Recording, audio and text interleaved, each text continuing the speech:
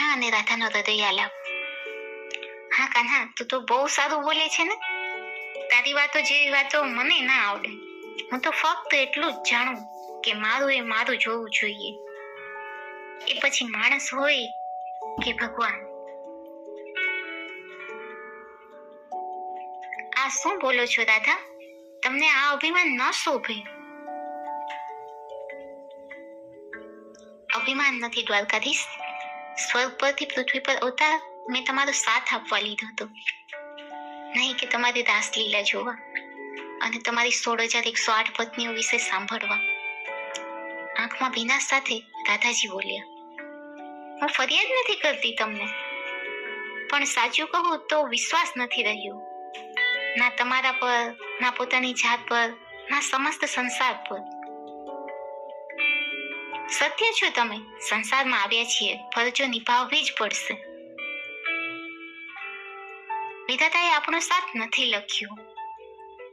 હું પણ અય્યાનની પત્ની છું, પણ સહન નથી થતું કે મારો કાન્હો જ રૂકમણીને હરીને તેની સાથે સ્નેહ સગપણમાં જોડાય.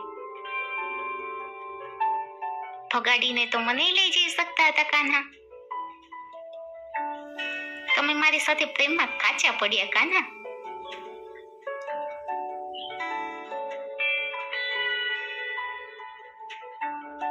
ઓહો રાધા, તું તો પૂરી સાંસારિક સ્ત્રી થઈ ગઈ છે.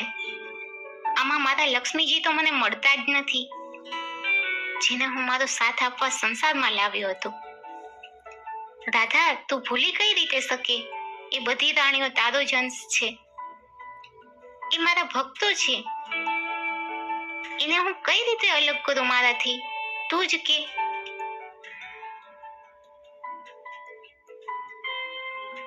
મૂક ને કાન્હા, વાતય તું જ વધારીશ ને વાત વધારવાની આડ પણ મારા પર જ ચડાવીશ, અને જીતીશ પણ તું જ.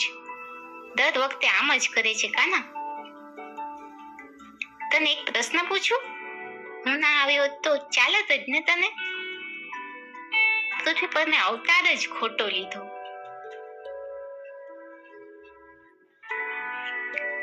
કાન્હાએ હસીને કહ્યું, હા, ત્યાંથી તું મને જોઈ શકત, પણ હું તને કેવી રીતે જોઈ શકત કે મારી રાધા મને કેટલો પ્રેમ કરે છે?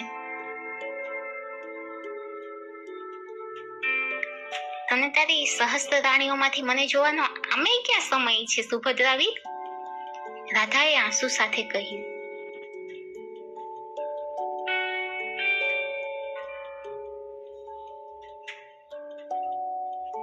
બસ કર રાધા, તું મારું અસ્તિત્વ છે.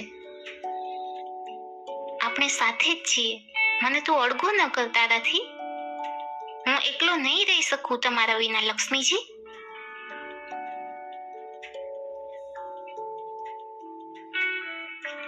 ક્ષમા દેવકી પુત્ર, ફક્ત અહેસાસથી કંઈ નથી થતું. એકલી તો હું છું, ફરજોની આડ નીચે પોતાની જાતને તમારી સાથે બાંધી રાખી છે. હાથમાં શું છે? ફક્ત તમારી રાહ.